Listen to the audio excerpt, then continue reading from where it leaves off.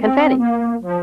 Streamer here with airplanes, bugs, flowers, cars, people, guitars. Little bits and pieces of this and that. Them, they, us, those, spiders, birds, crawfish, ducks, cities, streets, buildings, lakes, and trees. What do you think it all means? Soap opera, what?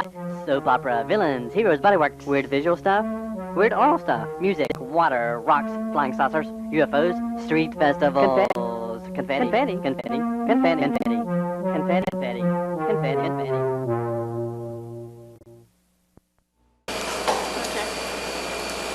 This one's actually made of cast iron.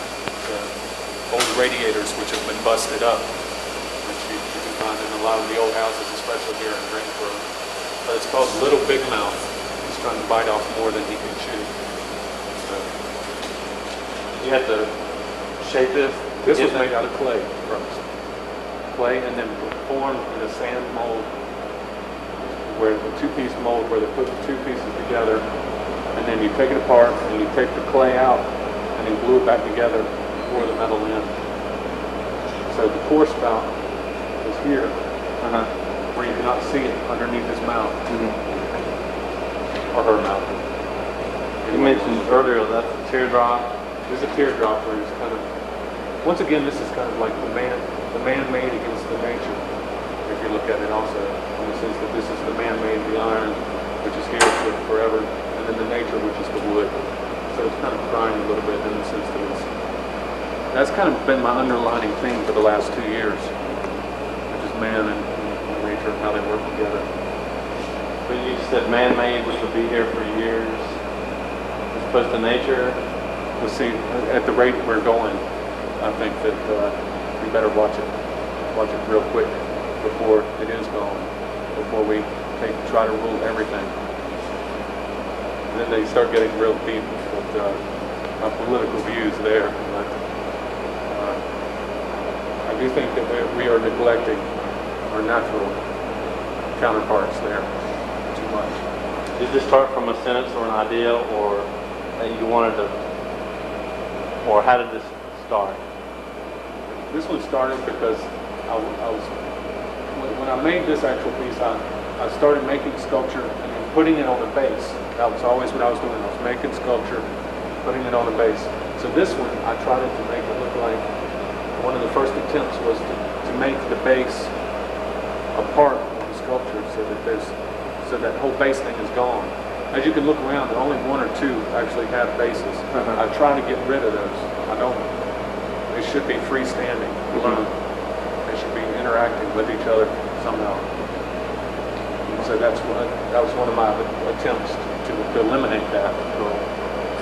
But even though this is seems to be a more simple piece than those two we've just looked at, it still combines circles and squared edges.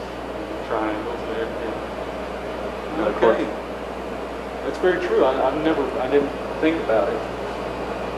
Well, also a similarity between these three is got some kind of, limb, because it's like sticking up and out, and that's kind of sticking up and out. And this seems to be doing it also. That's very true.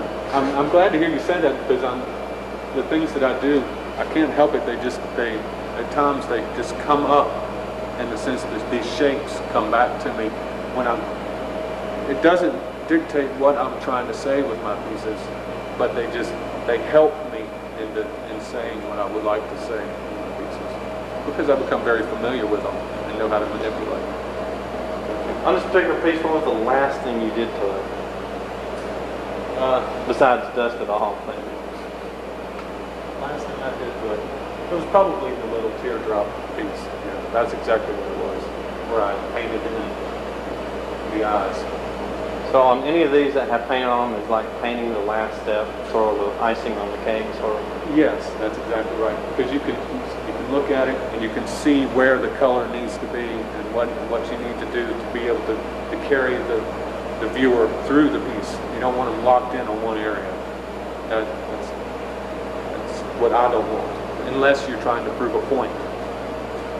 So, with you as a sculptor, is it shape and form first, and maybe color last, as in this, or what?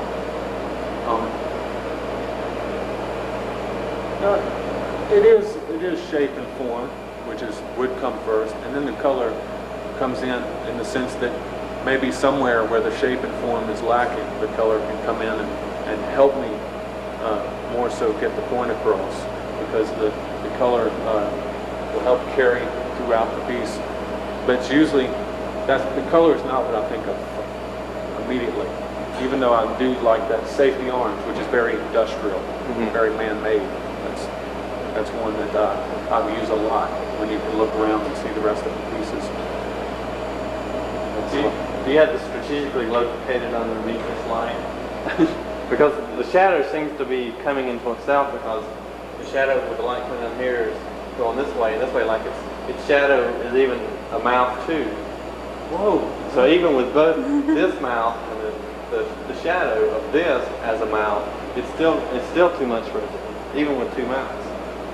That's very true. That's, Yeah. hey, maybe you should have been setting them up here. That looks good. That's true. That's a good point.